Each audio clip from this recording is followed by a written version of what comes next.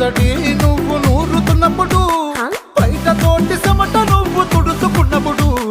దండాన నీ సొక్క ఆరేస్తున్నప్పుడు, నీ ఒంటి వాసన తెగ గుర్తొచ్చినప్పుడు,